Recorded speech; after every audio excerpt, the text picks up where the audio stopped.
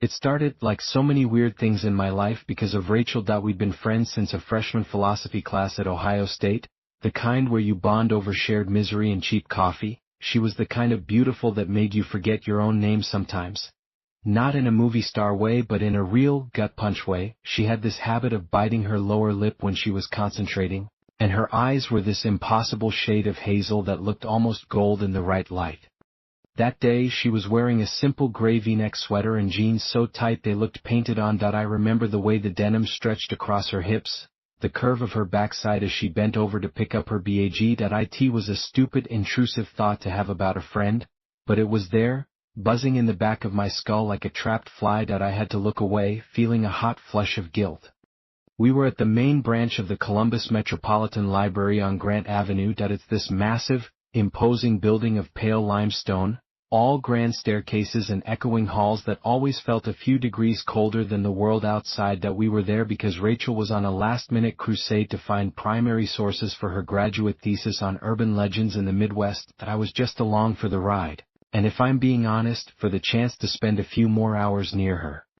I swear, Mark, if I have to read one more microfiche article about the melon heads, my eyes are going to bleed, she groaned, slumping into one of the heavy wooden chairs in the reference section. The air smelled of old paper and lemon-scented polish. You picked the topic, I said, leaning against the table. My eyes drifted to the neckline of her sweater, to the smooth skin of her collarbone and the hint of shadow where the fabric dipped. I wondered what it would feel like to press my lips right there. The thought was so vivid, so inappropriate for the quiet sanctity of the library, that I physically shook my head to dislodge it. I know that I thought it would be fun, spooky, not academic. She sighed, running a hand through her dark, wavy hair. I just need to check out a few more books from the stacks and then we can get out of here. I'll buy you a coffee as a thank you for being my pack mule. Deal? I said, my voice coming out a little rougher than I intended. We gathered up her pile of books, dense, dusty volumes with titles like Folklore of the Ohio Valley and Whispers in the Wheatfields, and headed toward the self-checkout kiosks near the main entrance. The library was quiet for a Saturday afternoon, just the distant hum of the HVAC system and the soft, rhythmic thump-thump-thump of a librarian stamping due dates somewhere in the depths. Rachel went first, sliding her library card and then each book under the red laser eye of the scanner. A soft beep acknowledged each one. Asterisk beep. Beep. Beep. Asterisk. She had 7 books. The screen listed them all. She hit finish, and the machine printed her receipt. Your turn, she said, stepping aside with a smile. Unless you found something you want to get? A nice picture book, maybe? Very funny, I said, sliding my own card. I hadn't picked out anything. I was just there to carry her stuff. But the screen prompted me to place my materials on the scanner. I shrugged and put my empty hands under it. Nothing happened. You gotta actually get a book, dummy, Rachel teased. I was about to cancel the transaction when the machine beeped. A single line item appeared on the screen, asterisk title, The Boy in the Brook Star. Author, n/due date, 14 days. What the hell? I muttered. I didn't scan anything. Weird, Rachel said, peering at the screen. Maybe it's a glitch.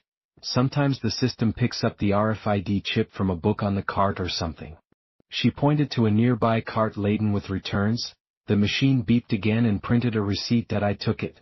The only item listed was The Boy in the Brook. No author. No ISBN, just the title. Probably nothing, I said, crumpling the receipt and shoving it in my pocket. Let's get that coffee. The incident was forgotten by the time we were settled in a booth at a diner down the street, the sharp, comforting smell of brewing coffee pushing the library's dust and silence smelled from my nose. Rachel was telling a story about her disastrous date the night before, her hands animated, her laugh like wind chimes. I was only half-dash listening. My focus was on the way her sweater tightened across her chest when she leaned forward, the way a stray lock of hair curled against her neck. I had a sudden intense urge to reach out and tuck it behind her ear, to let my fingers linger on the warm skin of her neck. I curled my hand into a fist under the table, my knuckles white. This was getting out of hand. She was my friend. She'd never looked at me that way. I went home to my apartment near campus that evening, my mind still buzzing with unwanted images of Rachel. I lived alone, a one-bedroom on the third floor that was mostly just a place to sleep and keep my stuff. It was quiet. Too quiet that I tossed my keys on the counter, and that's when I saw it. Sitting squarely in the middle of my kitchen table, which I'd left completely empty that morning, was a small, thin book with a glossy illustrated cover. The Boy in the Brook. A cold knot tightened in my stomach. This wasn't right. This wasn't possible that I hadn't checked out a book, that I certainly hadn't brought one home. I stood frozen, staring at it from across the room. The cover showed a stylized drawing of a young boy with brown hair the same shade as mine had been as a kid, kneeling by a small rocky stream in a sun-dappled forest. It looked innocent. Charming even. My first thought was Rachel. A prank. She must have slipped it into my bag when I wasn't looking. It was the only explanation that made any sense. I pulled out my phone, my thumb hovering over her name, but I stopped. It felt like an overreaction. It's just a book, man. She was probably just goofing around. I decided to play it cool. I'd text her tomorrow, laugh about it. I approached the table slowly, as if the book were a sleeping animal that might startle. I picked it up. It was light, maybe 20 pages thick. The paper was thick and expensive feeling, not the cheap pulp of most library books. There was no library barcode on it.no, spine label.no markings at all, except for the title on the cover. I flipped it open. The first page was a splash of color. The same boy from the cover, now from behind, walking into the deep green of the woods. The text was simple, in a clean, typeset font. Timothy loved to explore. His mother said, "Don't go too far." But the woods were full of wonders. A prickle of unease ran down my spine. My name is Mark. But my middle name is Timothy. It's a family name. No one outside my family really knows it. Rachel didn't know it. I turned the page. The next illustration was of the boy, Timothy, reaching the brook. The water was drawn in shades of blue and green, looking cool and inviting. The following page showed him taking off his red sneakers and white socks, lining them up neatly on a rock. My breath hitched in my throat. A memory, distant and fuzzy, surfaced. A family picnic. I must have been 6 or 7. My grandparents' farm in Hocking Hills. There was a creek. I'd taken off my shoes. My mother had told me not to get my new white socks dirty. Coincidence. It had to be. I turned the page again. The art style shifted subtly. It became less idealized, more detailed. More real. The boy was wading into the water, his pants rolled up to his knees. He was smiling. The text read, *, the water was cold. On his toes, star. *, it tickled. He laughed. *, he didn't see the sharp rock hiding under the moss. My heart began to hammer against my ribs. A cold sweat broke out on my forehead. I knew this with a certainty that felt like a physical blow. I turned the page. The illustration was a close-up, from a low angle, as if the viewer were in the water.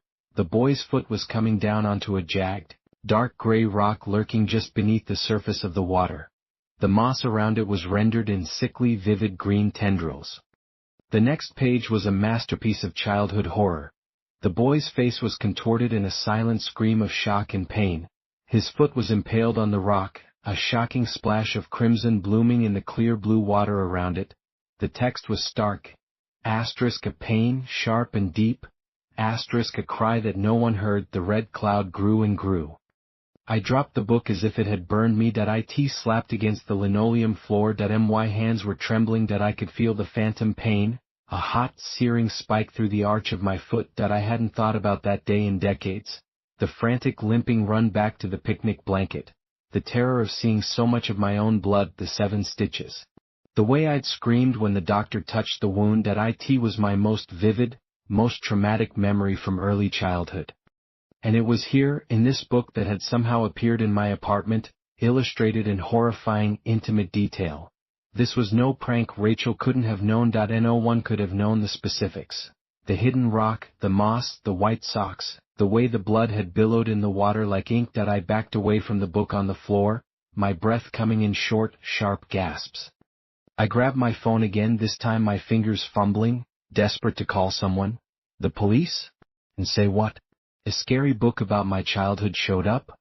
They'd think I was insane. My eyes were glued to the fallen book. It lay open to the page with a bloody foot. From across the room, the splash of red seemed to pulse.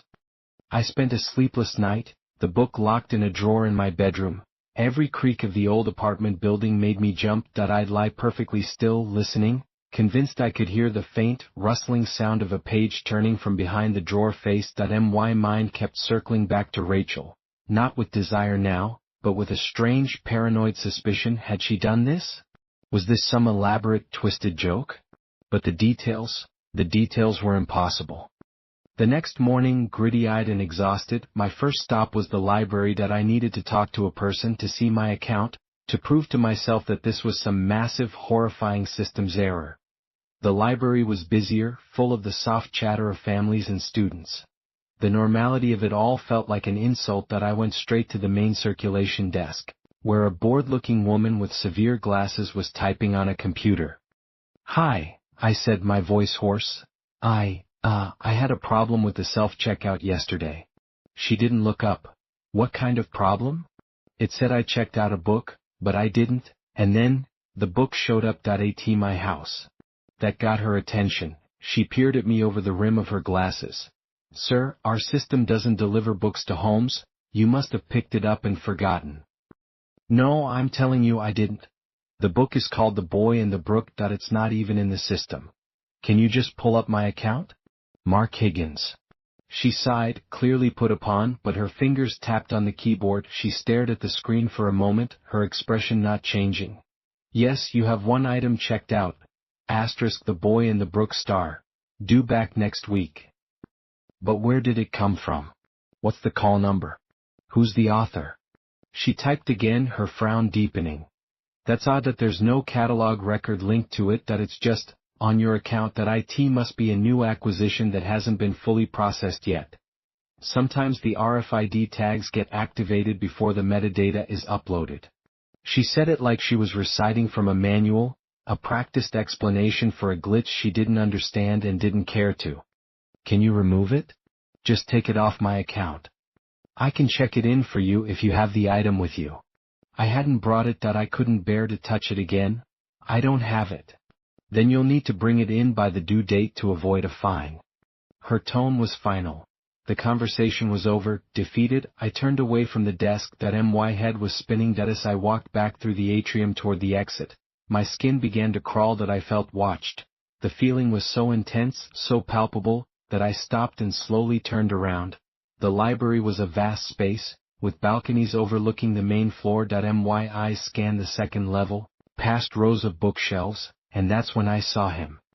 A man. He was standing perfectly still by the railing, looking down directly at me. He was tall and painfully thin, dressed in a dark suit that seemed a size too large, the fabric hanging off his narrow frame. His face was long and pale, utterly devoid of expression. His hair was a nondescript mousy brown, combed flat. He wasn't old, but he wasn't young either. He just was. But it was his eyes that locked me in place. Even from this distance I could feel the weight of his gaze. They were dark, deep-set, and they held no curiosity, no malice, no emotion at all. They were simply observing.